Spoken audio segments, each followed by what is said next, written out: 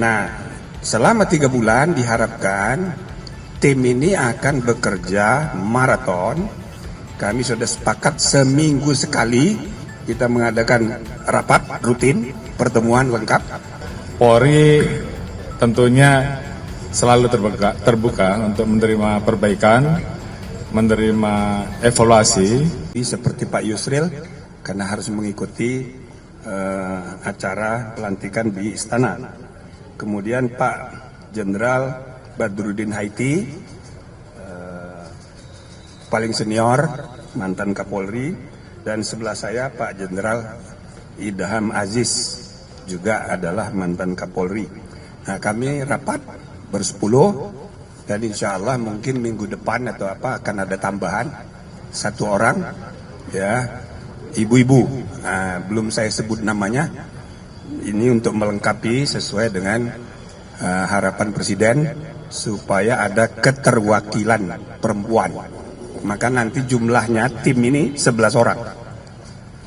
Nah, hari ini kami membahas mengenai cara kami bekerja selama 3 bulan. Harapannya selama 3 bulan nanti kita akan melaporkan, merekomendasikan kebijakan-kebijakan yang perlu ditempuh, yang nanti keputusannya ada di tangan Presiden. Nah, jadi hasilnya nanti yang sifatnya kebijakan ke depan itu kita melapor ke Presiden. Untuk hal-hal quick win gitu yang berkaitan dengan masalah-masalah internal polisi, itu kita rekomendasikan ke internal polisi. Nah, selama 3 bulan diharapkan tim ini akan bekerja maraton. Kami sudah sepakat seminggu sekali kita mengadakan rapat rutin, pertemuan lengkap. Nah, selamat datang Pak Kapolri. Silakan Pak. Sudah selesai ya? Nah, seminggu sekali kami mengadakan rapat pleno, tapi di antara seminggu sekali itu kami manfaatkan untuk mengadakan public hearing, ya, tatap muka, ya, belanja masalah, mendengarkan aspirasi dari berbagai kalangan yang akan kami undang. Misalnya kalangan akademisi di kampus, ataupun BEM mahasiswa, begitu juga ormas-ormas dan jaringan LSM, ya, ini akan kita dengarkan, dan demikian juga kelompok-kelompok lain yang punya kepentingan, yang punya aspirasi untuk disuarakan dalam rangka reformasi Polri.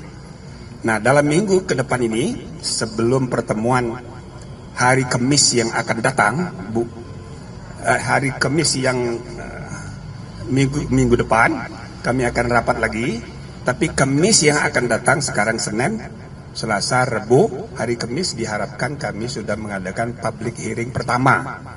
Khususnya kita akan mengundang Gerakan Nurani Bangsa dan beberapa tokoh-tokoh masyarakat lain yang punya aspirasi. Itu nanti kita adakan pertemuan untuk mendengarkan sekali lagi, ya, masalah-masalah yang mereka pikirkan, termasuk solusi-solusi yang mungkin mereka mau usulkan. Tentu itu tidak mengikat, nanti tim akan mengkajinya, sehingga selama 2 bulan pertama mudah-mudahan sudah bisa dirumuskan rekomendasi yang akan menjadi kebijakan-kebijakan baru dalam rangka reformasi kepolisian ini. Saya kira itu untuk sementara. Silakan kalau ada yang mau tanya. Prof, mau bertanya, tadi kan ada rencana ada penambahan anggota perempuan. Nah, ya. Ini apakah dari sipil atau dari purnawirawan Polri juga? Ya, belum saya sebut, pokoknya perempuan. Ya, karena ini laki-laki pejantan semua. Nah, jadi daripada ya sebelum ada protes dari gerakan perempuan, itu idenya dari Presiden sendiri. Wah, ini harus ada perempuan. Karena setelah dilantik, loh ternyata laki-laki semua. Jadi bukan usulan kami, beliau sendiri. Nah, namanya sudah ada, tinggal diteken. Yang tunjuk Presiden? Iyalah. Prof, dari rapat 2 jam tadi itu apakah tim ini juga mendapatkan rekomendasi dari tim transformasi Polri yang sudah dibentuk Pak Kapolri sebelumnya, kan mereka sudah dapat data. Terus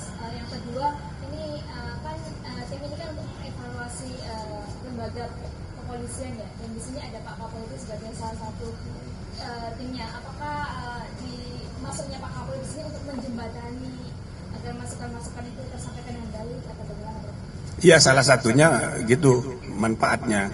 Maka tentu bukan hanya Pak Kapolri sebagai anggota tim resmi, kami juga tadi sudah mendengarkan dari laporan perkembangan yang ada selama ini di intern, dan termasuk tadi kami sudah putuskan ketua istilahnya ketua tim reformasi internal itu kita selalu undang kalau ada rapat kemisan. Nah, supaya dari intern juga punya informasi yang kadang-kadang kita perlukan, sehingga kita tidak melihat Polri itu hanya dari luar, ya kan? Kadang-kadang orang dari luar melihatnya A, padahal sebetulnya B. Nah, makanya komisi ini akan bekerja sinergi ya dengan komite yang sudah ada di intern. Oke. Tadi disebut kalau akan melakukan pertemuan dengan berbagai organisasi dan LSM. Apakah nantinya ada dari pihak masing-masing partai politik juga akan ikut terlibat untuk membahas tim reformasi politik ini? Itu satu. Lalu kedua, kalau memang iya, apakah nanti tidak dikhawatirkan takutnya ada terselipkan kayak semacam sifat kasus dan segala macamnya? Kalau partai itu nanti urusan policy making di undang-undang, itu nanti pasti mereka akan terlibat. Jadi kita tidak perlu undang partai. Tapi kalau partai dalam hal ini DPR misalnya Komisi 3 mau mengundang komisi ini dalam rangka misalnya membahas RUU KUHP, ayo boleh aja. Tapi kita nggak akan mengundang partai, karena ini partai justru urusan dia nanti untuk membuat undang-undang, ya. Nah, komentarnya nggak Pak? Tadi Prof. Jimli bilang kalau output dari tim ini 2 atau 3 bulan mendatang bakal berbuah rekomendasi kebijakan. Nah, kira-kira dari Pak Listio sendiri sebagai Kapolri, bagaimana menanggapi rekomendasi itu ke depan? Apakah akan diterapkan atau pilihannya dulu? Terima kasih. Baik, yang pertama kami ucapkan terima kasih pada Bapak Profesor Jimli dan seluruh tim reformasi kepolisian yang dibentuk oleh Bapak Presiden, dan alhamdulillah kami juga diberikan kesempatan untuk ikut, dan tentunya sesuai dengan arahan dari Bapak Ketua tim reformasi bahwa keberadaan kami di sini sebagai upaya untuk supaya bisa merespon cepat dan segera mengimplementasikan terkait dengan rekomendasi-rekomendasi yang nanti akan diberikan oleh Ketua Tim Reformasi kepada Bapak Presiden, dan selanjutnya tentu harus kita tindak lanjuti. Pada prinsipnya Polri tentunya selalu terbuka untuk menerima perbaikan, menerima evaluasi, karena kita juga tentunya ingin terus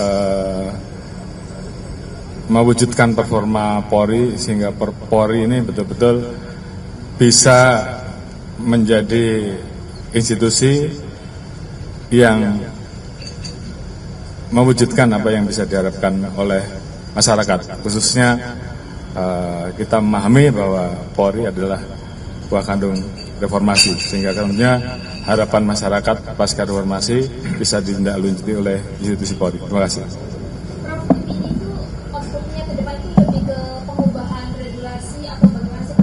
Ya, jadi itu nanti akan dibahas 3 bulan. Jadi kalau yang menyangkut kasus-kasus yang diselesaikan secara internal, nanti rekomendasinya langsung kita sampaikan kepada Kapolri yang juga adalah anggota. Maka hasil dari komisi ini ada 2. 1 rekomendasi ke Presiden, yang kedua rekomendasi internal. Nah, mungkin yang internal bisa juga nggak diumumkan.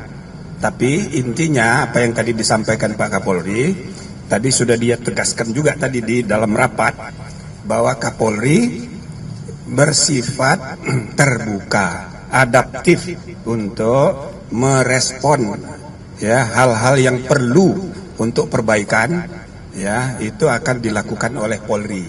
Nah, tadi diulangin lagi oleh Pak Kapolri, sehingga saya rasa mudah-mudahan akan ada hasil ya, perbaikan kepercayaan publik, dan lebih dari itu bukan sekedar kepercayaan, tapi memang ada hal-hal yang perlu kita benahi, kita perbaiki ke depan. Ya, kalau berkenaan dengan kebijakan lebih fundamental yang harus mengadakan perubahan undang-undang, ya maka itu nanti salah satu yang akan dijadikan materi rekomendasi. Ya, tapi ini biar berjalan dulu, substansinya belum ada kesimpulan apa-apa, apa yang harus dirubah dan sebagainya, sambil jalan. Nah, saudara pun bisa memberi masukan sambil jalan. Pak Mahfud ada tambahan? Cukup? Pak Sekretaris? Pak Oto? Nah, cukup ya, terima kasih. Masih ada lagi. Terakhir ya. Termasuk dengan misalkan rekrutmen di Polri, misalkan kayak di Polri termasuk kurikulum. Nah, yang begitu-begitu itu termasuk kasus, masalahnya internal. Kita tidak perlu rekomendasi ke Presiden, langsung ke Kapolri. Nah, itu tadi sudah disampaikan, beliau terbuka. Oke? Terima kasih.